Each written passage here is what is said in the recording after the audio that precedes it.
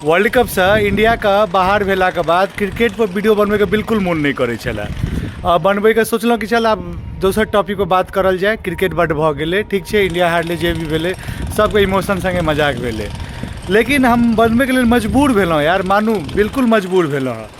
आब हम देखे सोशल मीडिया पर एक से एक पंडित सब जे लिख रहल छे, ज्ञानी पंडित, मतलब पंडित ओहि सेंस में नहीं लेब, ज्ञानी आदमी सब लिख रहल छथिन कि विराट कोहली के टीम से हटा देबाक चाहिए। पागल छियै कि विराट कोहली के टीम से? विराट कोहली कथी के ट्रोलिंग के?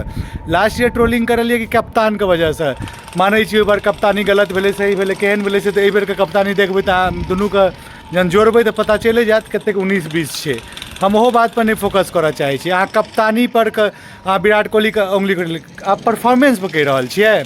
विराट कोहली जखन क्रिकेट खेला रहल छै ना T20 में 55 के एवरेज, 55 के एवरेज से बैटिंग कर रहल छै। विराट कोहली के टीम से हटबै के सोच के ना सकै छै आदमी यार।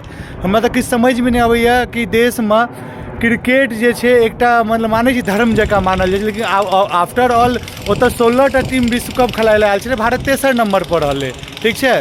भारत पूरा विश्व में 3 नंबर पर रहलै जते भी क्रिकेट नेशन खेलाइ छै। अतबो खराब परफॉर्मेंस नहीं छलै। वर्ल्ड कप में जो सेमीफाइनल मैच छलै वो बुरी तरीका से हारले।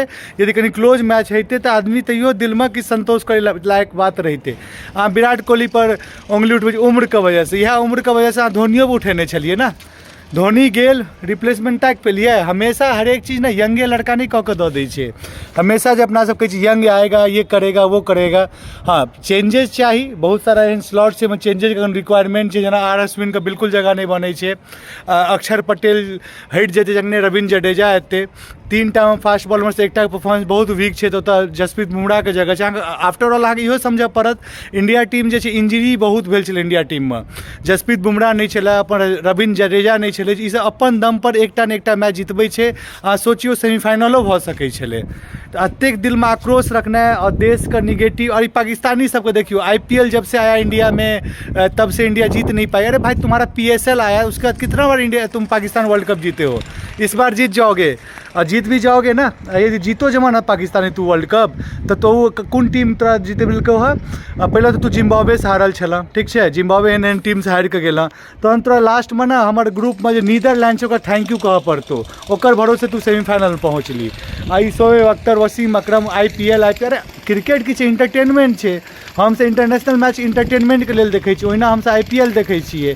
IPL ठीक छै, आदमी के इंडिया पास ऑप्शन बहुत ज़्यादा छै, तो मतलब इंडिया गड़बड़, लेकिन ओतबो खराब नहीं छै कि जेना इंडिया जे ऑस्ट्रेलिया जेना फर्स्ट स्टेज में हटि गेलै, जेना वाटसन अगर बयान दऽ रहल छै, ओहिसँ बेहतर इंडिया खेलेलै है। अपन टीम के सपोर्ट करबाक चाही। जे विराट कोहली के बारे में एते ज्ञान दऽ रहल छथिन ना, उएह धोनी के मिस कऽ रहल छथिन, ठीक है। तो धोनी का तो आब वापस तो नहीं आनि सकै छी। तो विराट कोहली जब एक बेर चलि जायत ना तो दिल जे छै कनबेटा करत। जय हिंद, जय भारत, लहर ने ललकार हेतै, मिथिला के जय जयकार हेतै।